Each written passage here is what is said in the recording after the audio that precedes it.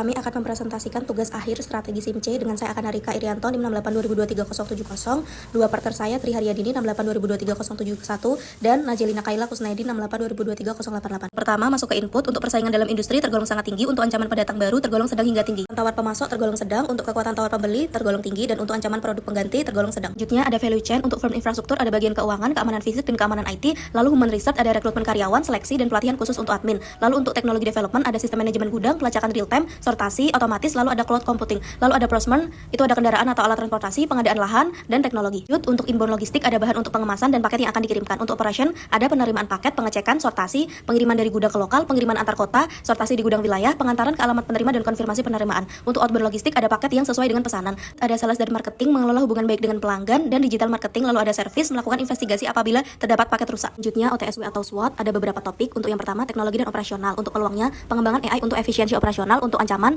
pesaing juga meningkatkan teknologi. Lanjut untuk kekuatan sistem digital JNT memungkinkan pelacakan cepat dan akurat. Untuk kelemahan rentan saat sistem error. Topik kedua ada SDM dan kurir lapangan. Untuk peluang pelatihan dan insentif dapat tingkatkan kualitas layanan. Untuk ancaman turnover tinggi karena tawaran gaji dan bonus oleh pesaing lebih menarik. Untuk kekuatan jaringan kurir luas hingga pelosok. Untuk kelemahan kualitas layanan belum merata atau konsisten. Lanjut topik ketiga reputasi dan e-commerce. Untuk peluang bisa ekspansi ke logistik B2B. Untuk ancaman Shopee Express dapat mengurangi volume pengiriman JNT. Untuk kekuatan mitra utama marketplace besar. Untuk kelemahan terlalu bergantung pada e-commerce. Terakhir persaingan dan inovasi layanan. Untuk peluang integrasi layanan bisa jadi keunggulan. Untuk ancaman risiko pelanggan pindah jika kualitas turun. Kekuatan cepat berinovasi dan banyak layanan baru. Untuk kelemahan fokus mudah terbagi antar layanan dan menurunkan fokus layanan utama. Selanjutnya ada digital trust pada JNT. Untuk pertama ada AI. JNT mulai menerapkan otomatisasi pada gudang dan proses penyortiran berbasis AI. Kedua big data analitik, yaitu pemanfaatan big data memungkinkan JNT menganalisis pola pengiriman dan kebutuhan pelanggan. Tiga ada e-payment dan cashless system. Integrasi pembayaran digital seperti e-wallet dan kris membuat transaksi lebih cepat, aman, dan efisien. Empat aplikasi mobile dan digital platform memudahkan pelanggan melakukan pelacakan real time, pemesanan pick up hingga memberikan feedback. Kelima keamanan data dan privasi. JNT meningkatkan pelindungan data pelanggan melalui enkripsi dan sistem keamanan digital untuk menjaga privasi dan mencegah penyalahgunaan informasi. Selanjutnya masuk ke McFarlane strategik. Untuk pertama strategiknya ada aplikasi mobile JNT, yaitu aplikasi pelacakan real time di Android atau iOS. Pelanggan bisa melacak status paket, mengecek ongkir, dan melakukan pemesanan pick up dari rumah. Kedua ada JMS, sistem internal manajemen logistik, mengintegrasikan seluruh proses mulai dari penerimaan paket, penyortiran hingga pengiriman. Lalu kedua ada hack potensial, yaitu integrasi API dengan e-commerce, yaitu mempermudah pengiriman otomatis tanpa input manual. Yang keempat ada analisis data, dashboard untuk analisis rute, performa kurir, dan kepuasan pelanggan. Juga ada key operasional, yaitu drop in dan warehouse management. Lalu ada resi otomatis dan pembayaran COD. Lalu ada support, website informasi perusahaan, dan customer feedback form. Selanjutnya ada information flow, ada flow chart admin input data paket dimulai dari customer datang ke drop point, lalu paket diserahkan, lalu admin mulai input informasi dasar seperti nomor resi, printer, customer, dan tanggal pengiriman. Lalu input informasi pengirim, pengirim, nomor telepon, alamat. Input informasi penerima, nama penerima, nomor telepon, alamat tujuan. Lanjut input informasi barang, jenis barang, nama barang, jumlah, volume, tinggi, dan berat barang. Lalu input biaya barang seperti biaya standar, biaya kirim, dan asuransi. Setelah itu lalu disimpan. Jika ada tambah paket mulai dari input informasi dasar, jika tidak lanjut diunggah, lalu cetak resi, barang diangkut ke truk, paket menuju gudang Salatiga, lalu menuju gudang kota tujuan, lalu menuju drop point JNT, lalu paket disortir, paket di scan kurir, data paket muncul pada aplikasi JMS kurir, lalu paket diantar ke alamat penerima, lalu paket telah sampai ke lokasi tujuan dan kurir mengambil bukti foto bahwa paket telah diterima oleh penerima dan selesai. Dua ada flowchart kirim paket melalui aplikasi JNT Express. Dimulai dari membuka aplikasi, lalu input nomor HP untuk login, lalu pilih menu antara drop off atau pick up. Keduanya hampir sama, perbedaannya hanya jika drop off kita mengisi data lalu pergi ke drop point dan admin cetak resi. Jika pick up, kurir yang akan datang ke rumah untuk mengambil paket. Jika flowchart lacak paket, buka aplikasi, pilih menu lacak resi, scan barcode resi, menampilkan keterangan paket dan selesai. Akhir flowchart cek ongkir, masuk ke aplikasi, lalu pilih menu harga, lalu login menggunakan akun Google. Lanjut input asal kota, kota tujuan, berat paket, panjang paket, lebar paket, dan tinggi paket. Lanjut pilih menu cek ongkos kirim dan selesai. Selanjutnya kita akan masuk ke essential activities. Yang pertama ada strategi OTSW, topik yang pertama ada teknologi dan operasional. Untuk yang bagian internal ada strategi SO, manfaatkan sistem digital pelacakan cepat. Kemudian ada strategi WO, perkuat sistem IT dan sumber daya teknis. Kemudian untuk yang eksternal strategi ST, gunakan tenaga perasaan akurat sebagai keunggulan kompetitif. Kemudian strategi WT-nya siapkan sistem cadangan dan pemeliharaan berkala. Untuk topik SDM dan kurir lapangan, strategi SO bagian internal gunakan jaringan kurir luas untuk menjalankan program pelatihan dan insentif yang meningkatkan kualitas pelayanan. Strategi WO-nya terapkan pelatihan berkelanjutan agar kualitas kurir lebih konsisten. Untuk yang eksternal, strategi ST pertahankan jangkauan kurir luas. Strategi WT-nya tingkatkan kesejahteraan dan jenjang karir kurir. Kemudian topik reputasi dan e-commerce itu strategi SO internal, gunakan posisi sebagai mitra utama marketplace besar untuk memperluas layanan ke logistik B2B. Strategi WO internal, kurangi ketergantungan pada e-commerce.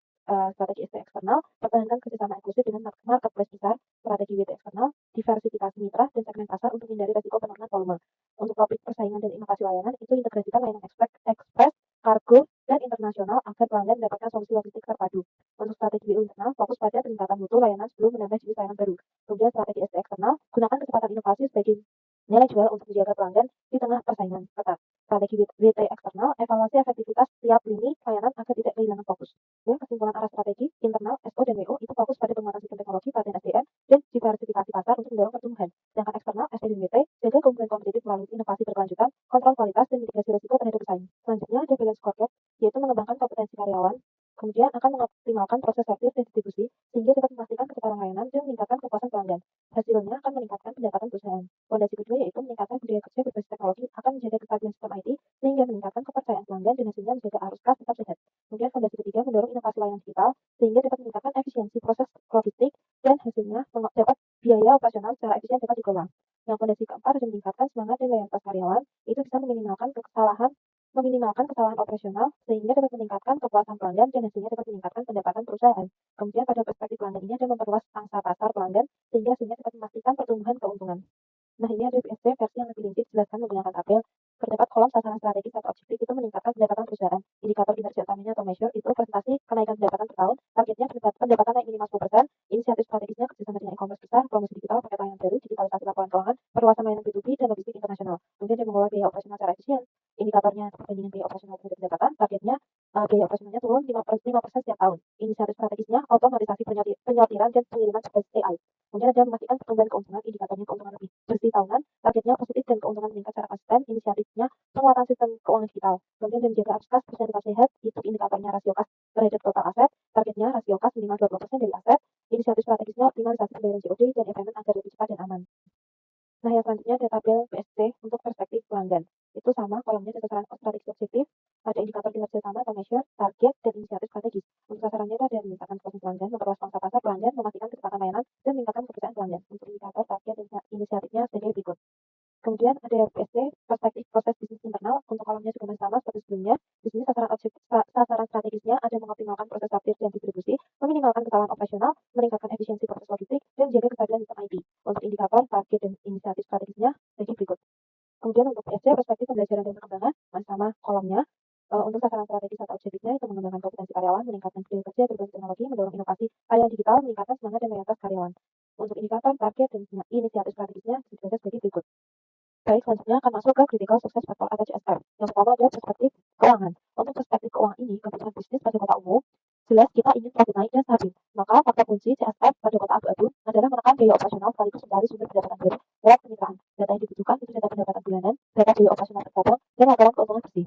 Agar hal ini terwujud, aktivitas nyata pada kota biru yang kita lakukan adalah menjalin kontrak dengan e-commerce besar dan mendigitalisasi laporan keuangan agar pengeluaran tiap cabang terpantau ketat. Target utama atau ukuran keberhasilan pada kota hijau adalah pendapatan tumbuh minimal 10% dan biaya operasional bisa ditekan hingga turun 5%. Untuk perspektif pelanggan, target utama pada kota umum adalah membangun loyalitas dan kepercayaan. Di industri ini, kunci atau CSF-nya pada kota abu-abu itu yaitu kecepatan dan keakuratan. Pelanggan ini tidak mau menunggu. Oleh karena itu, aktivitas strategis pada kota yang hijau, yang biru, itu berfokus pada teknologi, yaitu pelaksanaan real time dan layanan CS 24 jam agar pelanggan merasa aman. Data yang dibutuhkan itu Customer Satisfaction Index atau CSI, data pengiriman tepat waktu dan jumlah keluhan pelanggan. Pengembangan keberhasilan ini lewat data ketat pada kota orange dengan target akhir pada kota hijau, yaitu kami mengejar tingkat pengiriman tepat waktu di angka 98% dan menekan komplain hingga di bawah 3%. Next, ke perspektif proses bisnis internal. Untuk kebutuhan bisnisnya itu menciptakan operasional yang super efisien dan akurat. Oleh karena itu, faktor kunci atau CSF-nya adalah otomatisasi. Kami tidak lagi bergantung sepenuhnya pada manual. Kemudian data yang dibutuhkan itu data waktu swab dan paket, jumlah paket rusak atau salah kirim, dan pengiriman per armada. Langkah nyatanya atau aktivitas pada kota biru adalah mengimplementasikan sistem sortir berbasis AI dan mengintegrasikan rute pengiriman. Selanjutnya, dengan memantau data waktu dan error secara ketat, kami menetapkan target kinerja pada kota hijau atau ukuran hasil itu, kami memastikan setiap paket disortir dalam waktu kurang dari 15 menit dan menekan tingkat kesalahan hingga di bawah 1%. Yang terakhir, ada perspektif pembelajaran dan pengembangan. Kebutuhan bisnis kami pada kota umum adalah memastikan karyawan memiliki skill dan motivasi tinggi untuk menjalankan mesin operasional perusahaan. Kunci suksesnya pada kota abu-abu adalah mencetak SDM yang tidak hanya kompeten, tapi juga berjiwa inovatif dan berorientasi teknologi. Untuk mencapainya, aktivitas kami pada kota biru itu meliputi program sertifikasi IT wajib dan pemberian insentif bonus berbasis kinerja agar semangat karyawan itu terjaga. Sehingga data yang dibutuhkan, data pelatihan dan sertifikasi karyawan, tingkat turnover karyawan, dan jumlah ide atau inovasi layanan baru. Kami mengukur kesuksesan investasi SDM ini dengan ukuran hasil. Kami ingin 100% karyawan tuntas pelatihan tahunan. Tingkat karyawan resign atau turnover sangat rendah di bawah 5%, dan setiap tahun itu harus lahir minimal 2 inovasi baru dari tim kami. Masuk ke tabel tipe CSF yang diekspres berdasarkan word and pivot. Perspektif yang pertama yaitu keuangan, CSF-nya efisiensi biaya operasional dan pertumbuhan pendapatan dari kerjasama strategis. Tipe CSF word and pivot-nya strategic or industry. Alasannya faktor ini muncul dari strategi perusahaan untuk menekan biaya dan memperluas sumber pendapatan sesuai karakteristik industri ekspedisi. Kemudian perspektif pelanggan, CSF-nya kecepatan dan keakuratan pengiriman barang. Tipe CSF word and pivot-nya industry or strategic. Alasannya kecepatan dan ketepatan adalah standar utama industri logistik. Kemudian perspektif proses bisnis internal, CSR-nya integrasi sistem logistik dan otomatisasi penyortiran. Tipe CSR Board and Bipart-nya strategik or environmental. Alasannya didorong oleh kebutuhan internal perusahaan dan tekanan eksternal. Kemudian perspektif pembelajaran dan perkembangan, CSR-nya SDM yang kompeten, inovatif dan berorientasi teknologi. Tipe CSR Board and Bipart-nya internal or strategik or temporal. Alasannya faktor ini berasal dari kondisi internal, dirancang secara strategis dan butuh pengembangan jangka menengah untuk terlihat hasilnya. Selanjutnya ada kebutuhan data dan informasi JNT Express. Jenis data atau informasi yaitu data pelanggan, sumber datanya sistem aplikasi JNT, marketplace seperti Shopee, Tokopedia, dan Lazada. Tujuan atau kegunaannya digunakan untuk verifikasi identitas bacaan paket dan analisis kepuasan pelanggan. Data pengiriman dan bacaan sumbernya dari sistem CMS, JNT Management System. Tujuannya itu untuk memantau status pengiriman secara real time dan mendukung laporan operasional. Data gudang dan sortir, sistem warehouse management. Tujuannya untuk mengelola stok paket, kapasitas gudang, dan alur sortir agar efisien. Kemudian data kurir dan armada, sumber datanya sistem operasional cabang. Tujuannya digunakan untuk pengelolaan rute, kinerja kurir, dan penjadwalan pengiriman. Kemudian data keuangan, sumber datanya sistem keuangan internal. Tujuannya untuk perhitungan biaya operasional, pendapatan, dan audit keuangan. Kemudian data keluhan dan feedback pelanggan, sumber datanya sistem customer service dan aplikasi mobile. Tujuannya menjadi dasar evaluasi pelayanan dan peningkatan kualitas layanan. Jadi di sini saya akan menjelaskan mengenai kebutuhan fungsi aplikasi di JNT Express yang mengacu pada business strategies. Yang pertama, aplikasi mobil ya, JNT Express. Nah, kegunaannya itu untuk memberikan layanan pelacakan paket, terus juga cek ongkir, pemesanan pick up, dan pengaduan. Nah, fungsi aplikasi ini tuh untuk tracking secara real time, terus juga cek ongkir secara otomatis, pick up request, terus notifikasi status paket. Nah, untuk penggunanya di sini ada pelanggan dan kurir. Selanjutnya, yang kedua ada JMS atau JNT Management System. Nah, ini kegunaannya untuk sistem utama untuk proses mengatur logistik mulai dari penerimaan, terus juga sortir hingga pengiriman paket. Fungsi aplikasi ini tuh untuk menginput data paket, terus scan barcode, integrasi status paket, terus laporan operasional. Nah, untuk penggunanya di sini ada staf operasional dan admin cabang. Yang ketiga ada warehouse management system atau WMS. Dan kegunaannya tuh untuk mengelola keluar masuk paket di gudang, penyortiran otomatis dan laporan stok. Dan fungsi aplikasi ini tuh untuk sortir secara otomatis, terus manajemen kapasitas gudang, terus tracking paket di area gudang, terus juga ada reka paket input dan output. Nah, untuk penggunanya di sini ada petugas gudang dan manajer logistik. Yang keempat di sini ada customer service system atau tracking dan chatbot. Nah, kegunaannya ini untuk menangani keluhan pelanggan dan memberikan bantuan secara 24 jam. Dan fungsi aplikasi ini tuh untuk chatbot AI, terus status penanganan komplain, terus juga laporan keluhan. Nah, untuk penggunanya di sini ada customer service dan admin pusat. Yang kelima ada financial dan HR system. Kegunaannya untuk mengelola transaksi keuangan atau payroll, terus juga absensi, terus kayak data karyawan. Terus untuk fungsi aplikasi ini yang pertama ada payroll dan penghitungan gaji secara otomatis, terus juga ada manajemen absensi digital, terus scan, terus GPS attention, terus juga ada pengelolaan data karyawan dan kontrak, terus juga ada perhitungan bonus intensif dan lembur, terus juga ada modul rekrutmen detail, terus juga ada laporan keuangan internal. Nah, untuk penggunanya di sini ada bagian keuangan dan HR. Yang keenam ada dashboard monitoring dan reporting system. Nah, kegunaannya itu untuk menyajikan laporan performa pengiriman, terus keuangan dan KPI. Nah, fungsi aplikasi ini yaitu untuk dashboard secara real time seperti untuk operasional, pengiriman, keuangan, terus juga ada grafik performa pengiriman harian dan bulanan. Terus atau selanjutnya ada laporan KPI cabang dan pusat, dan selanjutnya ada analisis keselamatan komplain, terus juga ada ekspor laporan kayak contohnya file PDF atau Excel seperti itu. Selanjutnya ada penggunanya di sini ada manajemen dan pimpinan cabang. Selanjutnya saya akan menjelaskan infrastruktur. Yang pertama ada server dan database pusat. Nah, server ini tuh harus mampu menyimpan seluruh data perusahaan secara aman, terpusat dan mudah diakses oleh seluruh cabang JNT menggunakan server cloud dengan backup harian dan replikasi data untuk menghindari kehilangan data. Yang kedua ada jaringan internet dan LAN. Nah, setiap cabang itu menggunakan koneksi minimal 100 Mbps agar proses input paket, pengecekan status, dan memilih barcode itu dapat berjalan secara aman tanpa adanya hambatan. Nah, semua jaringan itu juga harus dilengkapi dengan koneksi VPN dan firewall untuk menambah keamanan. Terus yang ketiga ada perangkat komputer dan scan barcode. Dan perangkat ini tuh dipakai untuk menginputkan data paket, terus verifikasi identitas, terus mengecek label pengiriman, dan mendukung proses sortir. Terus yang keempat, yang di sini ada perangkat mobil yang sudah terpasang aplikasi secara operasional. Dan adanya alat ini, kurir itu dapat membantu update status paket secara langsung di lapangan seperti paket diambil, sudah dikirim, atau sudah diterima. Selanjutnya di sini yang kelima ada keamanan data atau JNT menerapkan file enkripsi dengan database menggunakan AS256, backup otomatis serta multi-factor authentication bagi admin agar data pelanggan itu tetap terlindungi dari ancaman digital. Terus yang keenam ada kendaraan operasional dengan GPS tracking. Nah, fitur ini tuh GPS ini tuh sangat penting untuk memantau posisi armada, terus mengoptimalkan rute dan memastikan paket tuh sampai secara tepat waktu dan aman.